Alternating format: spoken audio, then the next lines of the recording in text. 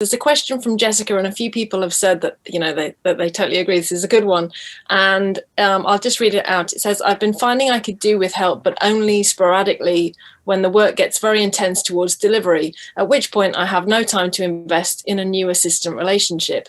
In quieter times, I feel like I can't justify taking someone on. I wouldn't want to not pay them. Plus, I don't want them to be just hanging around. It's a tipping point conundrum, and I'm curious how and when to start taking someone on. And I think that is a really good question. And it's one I have been wrangling with for months. Yeah. I mean, it's an investment thing, right? Like this is a deliberate choice that you have to make. And so it's like thinking about so you need to develop that relationship. You need to develop the workflow thing. Usually when you bring someone on, it is on a more sporadic basis. And that's certainly how it was when Robin and I started. Figure out things that you do need done right now in your studios, ways that you can ease someone in. And easing someone in, frankly, is the best way to go. So that when that project does hit, then you are kind of accustomed to each other. But it's challenging. And this is a challenge for people wanting to become an assistant because usually we can't hire them on full-time. There's really very few people in town who can hire a full-time assistant. And so a lot of people assisting are doing like a few hours here and a few hours there for different people, or, or have a day job, or, driving Uber or something, and that's just the challenging aspect of this industry. But it is, it is, as a composer, making a decision, okay, I need to start investing in a person, and easing them in and just finding little things for them to do. I mean, there isn't an easy, as you can see, there's not an easy answer to this question. It's a decision that you need to make. And as I said, part of having an assistant is giving back to the community. So it's not just finding someone who helps you out, but it is, choosing to act in a way that helps someone else out and mentors them up. I would say figure out what roles would help you the most, or is something you could hand off if you knew someone knew how to do it, and then be looking for those people within your networking. Because my background, I was not a composer. I didn't go to school for composition. I studied audio engineering and I played in rock bands. But I'd met Catherine at a number of events, and we'd had drinks together and hung out and talked, and she knew that I knew that world. So my first jobs with Catherine were things like, take all this out of Logic, put it into Pro Tools, bounce the click so that we can send it off to be recorded. And that worked because she knew there's 100 things that I don't know how to do. I moved out to LA and said, hey, I know all of this stuff, but I want to be a composer. What do I do?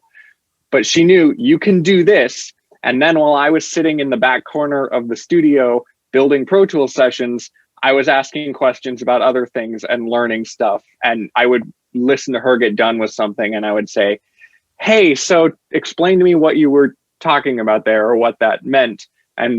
But meanwhile, she's getting work done. And so if that's helpful, or if what I really need is somebody who knows Sibelius and can do that part for me. I think trying to find someone in your networking that you just kind of backlog in your head and say, when it gets to that point, I'm going to call them.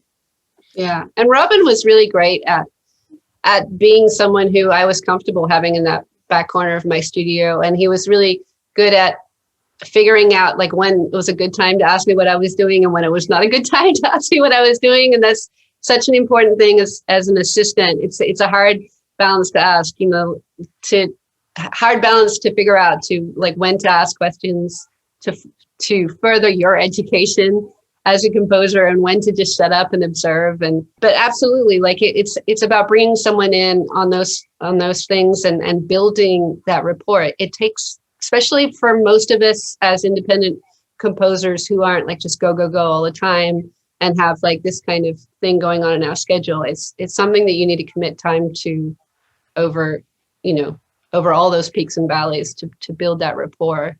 It seemed a little bit like the balance of like when does that tipping point come? And I felt like, you know, you're investing in yourself. So at one point I decided, right, okay, I want to spend a little bit of money on using some real musicians that will help my music sound better.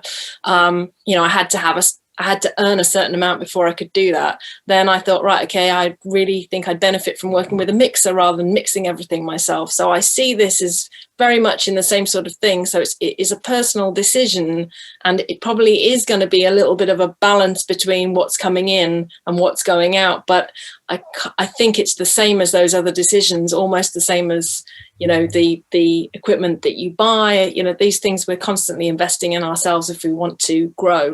When you have additional team members or additional writers, you know, there's always this concern about having identical rigs.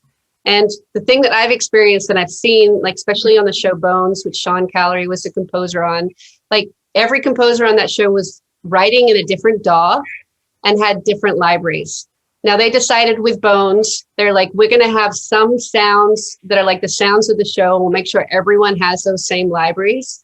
But then apart from that, they just let everyone write in their own rigs. And the only thing they would send back and forth is stems. And I do this a lot now when I write for composers. We don't worry about who's in what DAW or who has what library. It's like, oh, you have that cool sound. What library is that from? Okay, well, I'll purchase that. And, you know, having some commonality, but actually just literally just working in audio and sending stems back and forth. It's great if there's like a Pro Tools repository that all the stems go into, which is how you build the, you know, the tracks that go out. This is a very quick answer to this question, but I think the reality of identical rigs is actually going out the window because there's just so many sample libraries. So it's really thinking about those key things and then just have everyone like guerrilla it with bouncing stems.